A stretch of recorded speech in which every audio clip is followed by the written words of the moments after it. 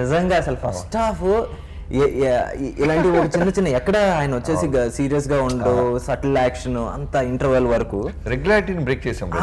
మీరు అన్నట్టు మీరు నోటీస్ చేస్తాన్ని కూడా ఏంటంటే రెగ్యులర్గా నేను అరిస్తే సింహం లేదంటే నేను సింహానిరా ఇలాంటి మ్యాక్సిమం టోన్ డౌన్ చేయాలి, వద్దు న్యూ ఏజ్ ఆడియన్స్ రావాలి. బాలకృష్ణ గారు అంటేనే ఒక సుప్రీం పవర్, మనం ఎందుకు మళ్ళీ నేను సుప్రీం పవర్ అని ఆయన చెప్పాలి. I did masters in murders అనగానే విజువల్స్ వేస్తున్నారు. ఆయన ప్రీవియస్ న్యూస్ ఎప్పుడు అంత ఇంగ్లీష్గా సెటిల్డ్గా అంత స్టాండర్డ్గా గుచ్చినట్టు మాట్లాడలేదు. మైకేల్ జాక్సన్ ఎవరా నువ్వు అంటే మైకేల్ జాక్సన్. వార్నింగ్ చచ్చేవాడు కదా చంపేవాడు ఇవ్వాలి. అలాగే ఈ సినిమాలో స్టార్ కాస్ట్ కూడా కాస్టింగ్ వచ్చేసి నిజంగా స్వప్నక మెసేజ్ చేసింది సినిమా అని.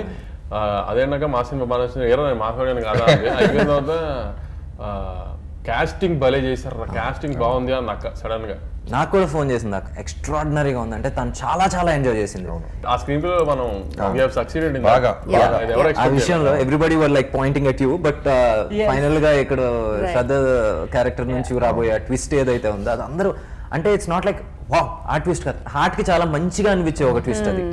నిజంగా అది సక్సెస్ అవటం అనేది సినిమాకి బ్లాక్ బస్టర్ కి చాలా హెల్ప్ అయింది. I think post the twist is when you start appreciating the first half even more. You start thinking of it and like you connect చేసుకుంటారు. You smile thinking, oh my god, it's such a beautiful relationship. నిజంగా beautiful. ఆయన పడుతున్న కష్టం దేనికి అనేది అది తెలిసినప్పుడు అది ఇంకా బాగా అది నిజంగా selfless.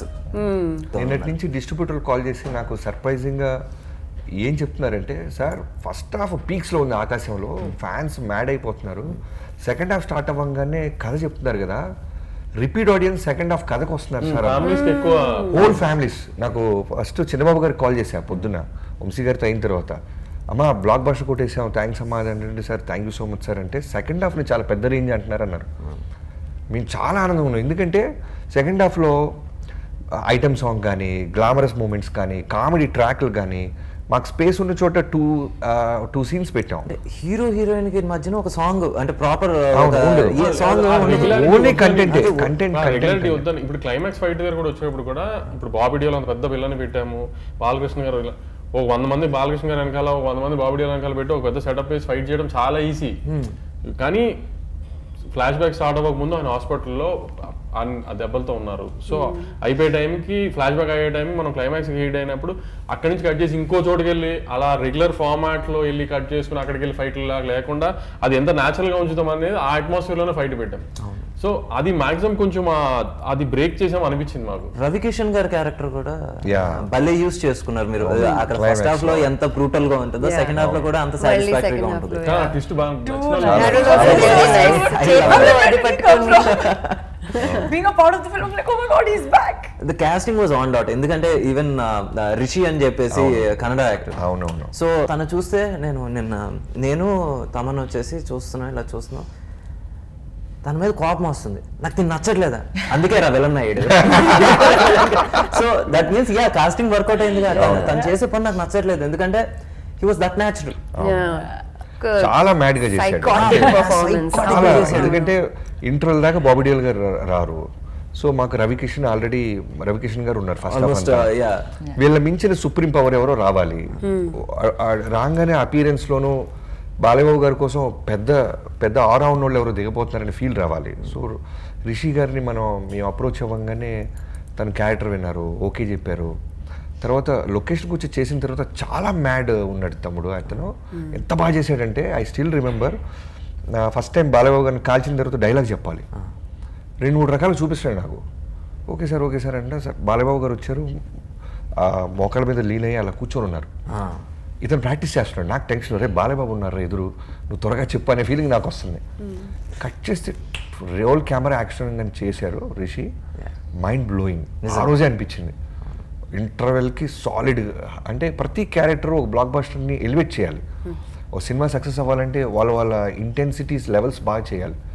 Rishi is our best option. Chacko గారి క్యారెక్టర్ వచ్చేసి నాకు ఇప్పుడు వరకు నిజంగా ఆయన నాన్ మలయాళం ఫిల్మ్స్లో this is the best character. చాలా అప్రిషియేట్ చేస్తున్నారు అంటారు.